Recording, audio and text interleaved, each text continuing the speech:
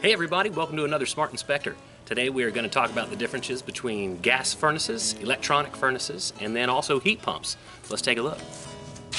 Let's start with the easy stuff first. An electronic furnace is essentially a little space heater just like this one. The same kind of thing you'd get from Walmart. You just run some power through it, has some coils that heat up hot, and it blows air right over those coils to help keep your feet warm under your desk or wherever you put this thing. The one in your house is a little bit bigger than this tiny one. Let's go see what one of those looks like. So here's the electronic furnace in this house. It serves two roles. The furnace not only has a bunch of those heater coils in it in order to heat your house, but it also has the evaporator coil, which has to do with the air conditioner to help cool the air. Really, it's pulling heat out of the air, but we'll talk about that in a second. Next on the list is heat pumps. So if we're talking about heaters, why am I out here buying an air conditioner? Well, that's because this heater's pretty cool. A heat pump is essentially an air conditioner that runs in reverse. The way air conditioners work is they don't cool anything. They pull hot air out of your house. So some air conditioners, like this unit here, have a reversing valve, and I'll show you what that looks like on the inside here in just a second, that allows the flow of coolant to reverse from its normal flow to pull hot air from the outside of your house and dump it on the inside of your house.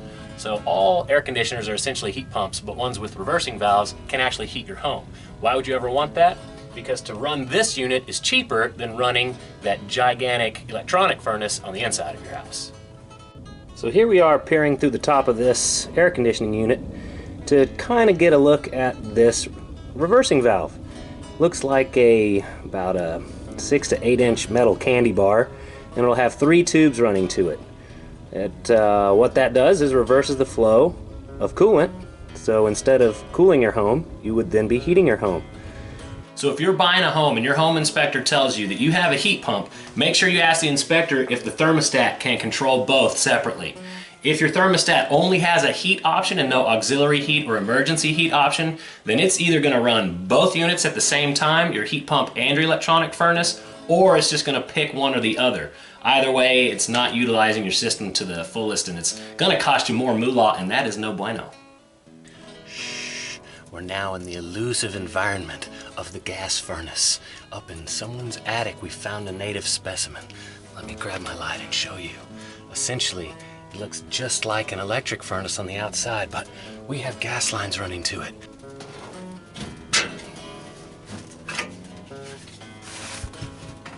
Okay. Here's what it looks like on the inside. Here you have all of your burners. This is where the action happens. Okay, we just called for heat. The inducer fan is pulling air past these burners now through the heat exchanger.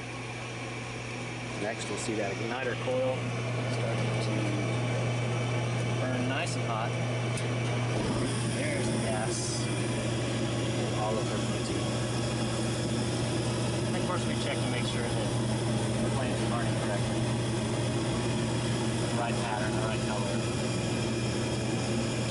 And lastly, the fan for the house will start pulling air through the heat exchanger and heating the home.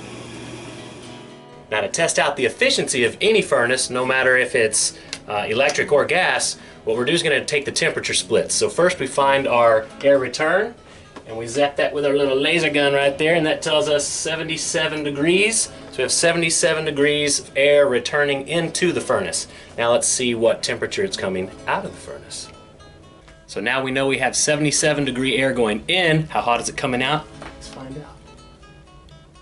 Almost 115 degrees, if you can see that there. There you have it.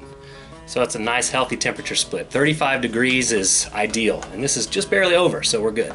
So if you like what you learned today, make sure you subscribe, hit the bell icon, that way you get notified every time new videos come out. And if you're looking for a home inspection in the DFW Metroplex, go to www.thesmartinspector.com. Give me a fun fact, and I'll take $25 off of the cost of your home inspection. Thanks a lot, folks. Have a great day. See you next time.